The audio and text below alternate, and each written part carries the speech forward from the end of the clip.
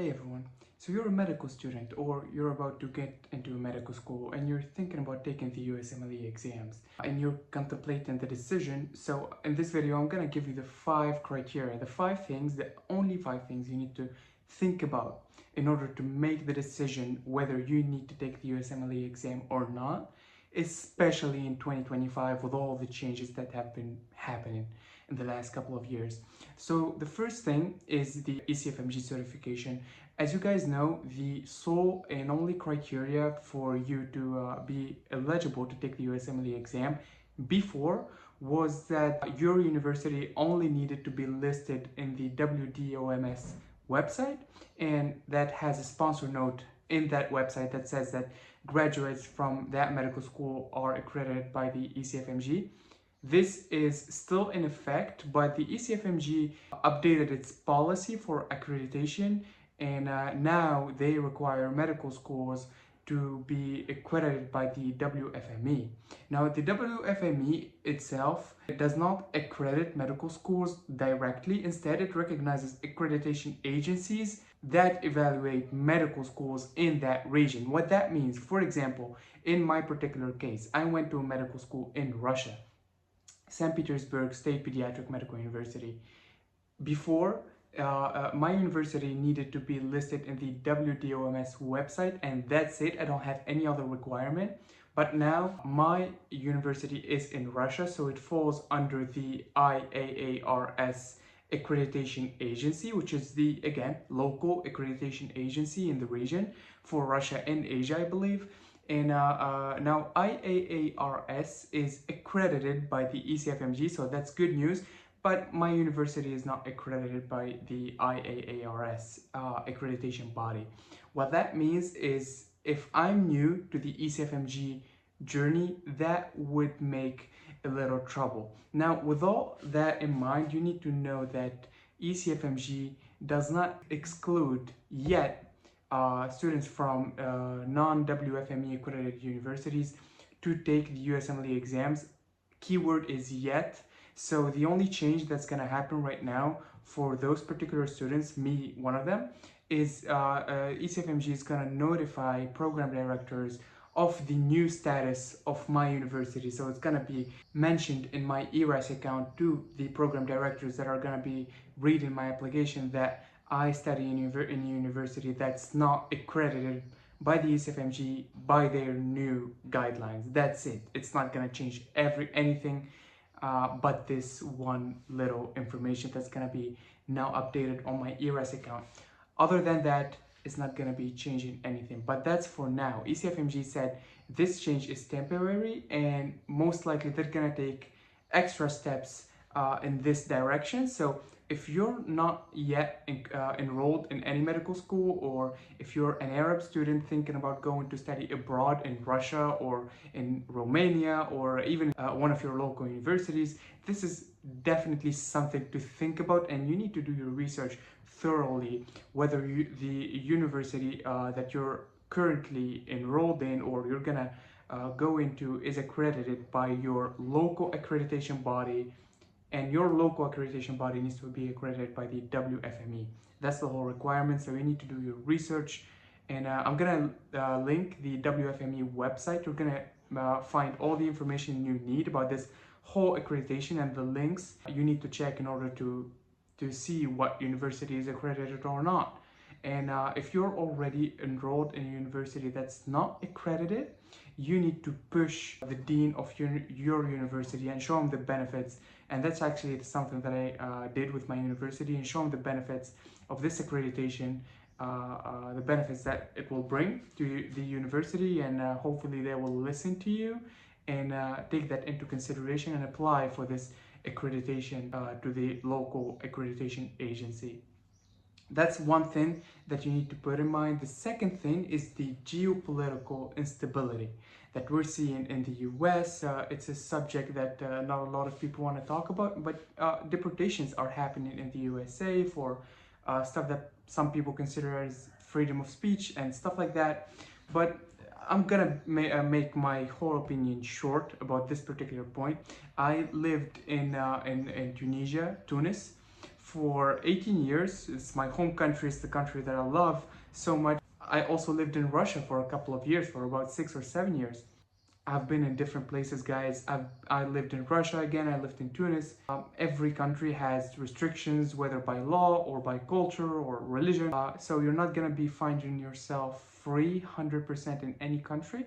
I think the USA is still the most free country where you can have the most freedom of speech in the entire planet. These restrictions that are happening right now, and we're all seeing in the news in the USA, are probably temporary and are going to be gone by future governments. You just need to be respectful. Don't engage yourself in hate speech, and that's it. Everything else is just temporary, in my opinion. The third point I wanted to talk about is new rising countries that offer even more salaries than the USA for doctors. I know that salaries are one of the selling points why a lot of international medical graduates want to go and join the USA healthcare forces. That's definitely one of the reasons why I wanted to enroll in the USMLE journey.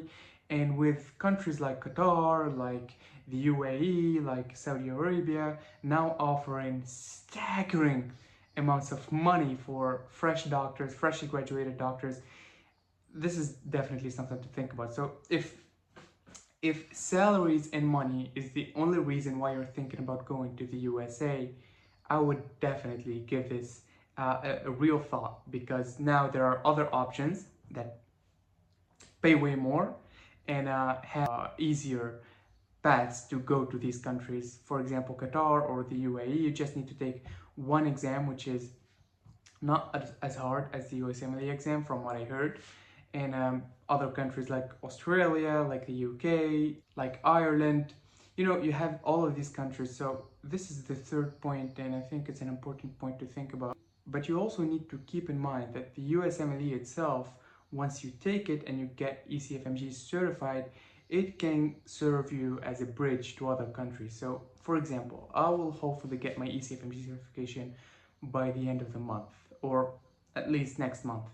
And sure, I'm gonna be applying to the match in September, but I can also, with that ECFMG certification, apply to other matches, other residency spots and work positions in Qatar, for example. So you can think of the USMLE journey as a bridge. So I just wanted to give you guys the info that other countries are now offering good salaries, good work-life balance for international medical graduates, freshly graduated IMGs.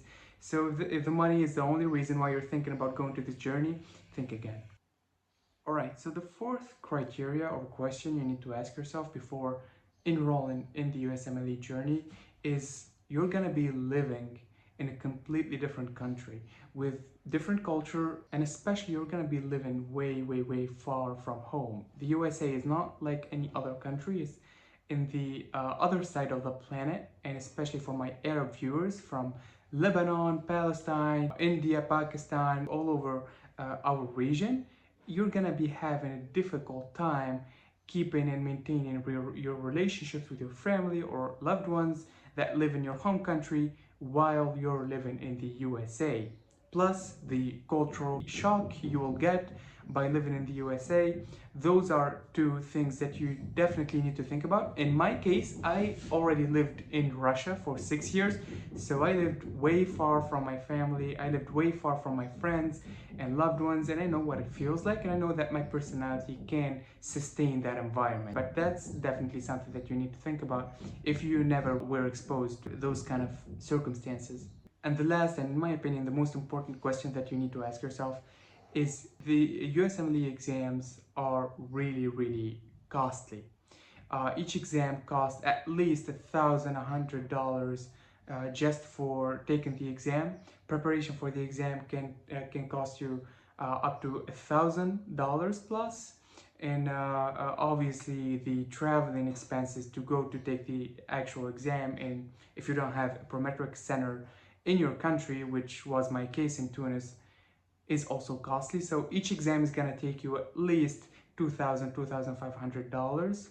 you multiply that by 2, so those are 5K, plus the expenses to do the US clinical experience, plus all the energy and time and sacrifices and nights you're gonna spend studying for this exam just to get a 50% match chance in the medical residency. That's by the way the chance of IMGs, non-US IMGs matching like myself each year, 50%. And with the new restrictions and with the new policies that this administration is implementing, I expect that 50% to get even lower. So all these costs, all these expenses just to get a 50% chance. So are you willing to take that gamble? Are you willing to do it? You need to be extremely in love with this dream to be able to do it. So that's the final question that that I think you need to ask yourself. And I think that's the first question that you need to ask yourself before even thinking about other options or the accreditation policy for the ECFMG and stuff like that. So these are the 5 main questions I think you need to ask yourself before going into the USMLE journey. If you have any other concern, any other question that I didn't answer in this video, I will have a link in the description where you can book a meeting with me. It's gonna be a 45-minute or a 30-minute meeting for a precise price. You can ask whatever questions you need, and if you choose to enroll on the USMLE journey, you can also choose me as your mentor. Going fresh into the USMLE journey and taking your first step is very overwhelming. You're gonna lose a lot of time and sleepless nights just figuring out the ECFMG certification process, registration for the exam, the requirements, even the medical content, which is most of the time different from the medical content that we went through in our international universities, all of that stuff. So if you need to save time during USMLE journey and you want to take your exam and pass it hopefully in the closest and shortest time possible, make sure to go to that link, and yeah, I'll be happy to help. With that being said, stay safe.